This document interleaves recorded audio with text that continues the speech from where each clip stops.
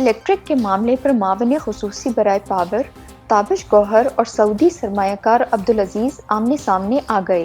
के इलेक्ट्रिक के मामलात पर सऊदी सरमायाकार अब्दुल अजीज ने वजीर आज़म को खत लिखा, जिसमें उन्होंने कहा कि इनके गुज़श्ता माह दौरे पाकिस्तान के दौरान इन्हें वजीर आज़म और इनकी काबीना के अरकान की जानिब से माहिदे के हवाले से वाज़ेह मालूमात मिली थी। इनकी जानिब से ताबिश गौहर पर इल्ज़ाम लगाया गया कि समझौते की दस्तावेज पर दिए गए मनफी तबसरे ने शंघाई इलेक्ट्रिक की जानिब से के इलेक्ट्रिक का इंतजाम संभालने को खतरात में डाल दिया है। अब्दुल अजीज का कहना था कि 15 और 16 मार्च को इनके दौरे के दौरान इन्हें यकीन दहानी करवाई गई थी कि तवील अरसे से ज़ेरे इल्तवा तमाम हल तलब मसाइल को हल किया जाएगा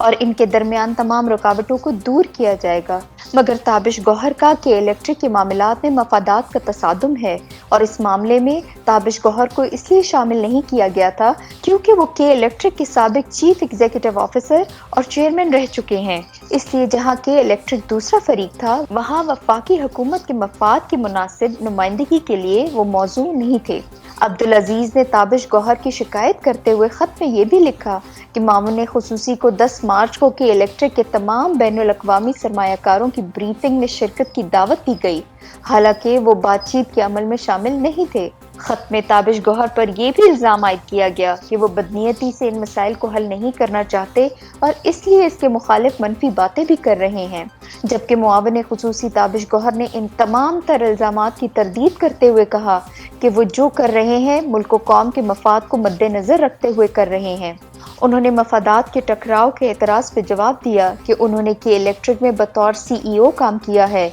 इसका ये मतलब नहीं कि कोई मफादात का टकराव है, और जवाब दिया कि इनका के इलेक्ट्रिक में किसी किस्म का माली बिल वास्ता या बिला वास्ता ताल्लुक नहीं। जो भी मामलात देख रहे हैं हुकूमत पाकिस्तान के मफाद को सामने रख के देख रहे हैं। ताबिश गौहर ने जवाब दिया कि के इलेक्ट्रिक के फरोग और सारिफीन को सहूलत फराम करने के ख्वाह हैं, मगर के इलेक्ट्रिक के माली मामलात और इसकी फरोख्त हुकूमत के लिए इतनी अहमियत की हाइल नहीं कि इसके कानूनी तकाज़ों को नज़रअंदाज किया जा सके। मीडिया पर मनफी तबसरे के इल्ज़ाम में ताबिश गौहर ने लिखा कि ये मेरे काम का हिस्सा है, अगर कोई एंकर मुझे प्रोग्राम में बुलाकर किसी मौजू पर बात करे तो मैं इसका जवाब दूंगा, मगर दूसरी जानिब के इलेक्ट्रिक का मीडिया विंग PR एजेंसी के जरिए मेरे खिलाफ मुहिम शुरू किए हुए है और मुझ पर ज़ाती हमले किए जा रहे हैं और इसका फ़र्क मुझ पर नहीं पड़ेगा क्योंकि मैं वही करूँगा जो दुरुस्त होगा।